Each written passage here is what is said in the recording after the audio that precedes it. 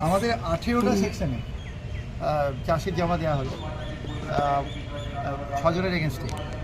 তো পুরোটাই credit goes to আমাদের কমিশনারেট সিপি সাহেব এবং তা আমাদের থানার ওসি এবং আয়ল সবাই অক্লান্ত খেটেছে কদিন ধরে। এবং আমরা সেকশন 46 সাবসেকশন 1 যে অর্থাৎ এই কেসে চাষের জমার পর আরে পরে লিখবি তুই মাঝে চলতে আমাদের এই মামলাতে আজকে চাষের জমা হলো। আপনারা জানেন যে 10 তারিখের ইনসিডেন্ট, আজকে আমাদের চাষের জমা পড়ে গেল 30 তারিখের মধ্যে, অর্থাৎ 20 দিনের মধ্যে।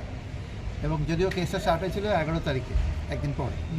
তো আমাদের এই কেসে যে সেকশনে চাষের জমা পড়লো সেটা হলো সেকশন 70 সাবসেকশন 1 মানে গ্যাং রেপ, সেকশন 74, 76, 78, 75, 79 অর্থাৎ আউটরেজ টু দ্য মডেস্টি বা ক্রাইম এগেনস্ট উমেনের যে কটা সেকশন রয়েছে সেগুলো সব।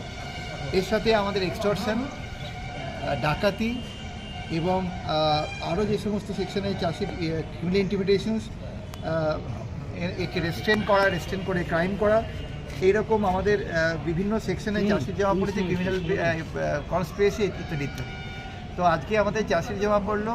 আমরা প্রেয়ার করেছি স্টেটের তরফে যে যাতে কাস্টডি ট্রায়াল হয়, মানে খুব তাড়াতাড়ি ট্রায়ালটা শুরু হয় এবং শেষ হয়। কারণ আমি যেটা বলছিলাম সেটা 340 চাইছি, আইনে যা বলা আছে 2 মাসের মধ্যে ট্রায়াল শেষ করার জন্য আমরা আমাদের তরফে সর্বোচ্চ চেষ্টা করব।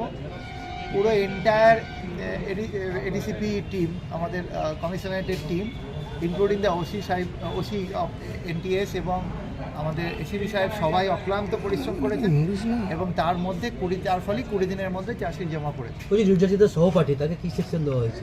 তাকে রেপের কেসে তার সেকশন আমাদের 64 সাবসেকশন 1 এসেছে, যা আমরা ইনগ্রিডিয়েন্ট পেয়েছি। এবার ট্রায়াল হোক, এগুলো সব প্রাইমা বেশি এভিডেন্স না আসা পর্যন্ত বলা মুশকিল, তবে দেখা যাক এভিডেন্সে কি আছে। পরে যারা দুজন এসেছিল ঘটনাস্থলে তাদের কি শুধু এক্সটর্শনে দেওয়া হয়েছে? তাদের যেহেতু তারা মোবাইল ছিনতাই করে নিয়ে গেছিলো এবং মেয়েটার কাছ থেকে যে 200 টাকাটা ছিল সেটাও নিয়ে গেছিলো, যা প্রাইমা ফেসি এভিডেন্স এসছে প্রাথমিকভাবে, তাতে এদের এগেনস্টে ডাকাতি সেকশন, এক্সটর্শন এগুলো এসছে।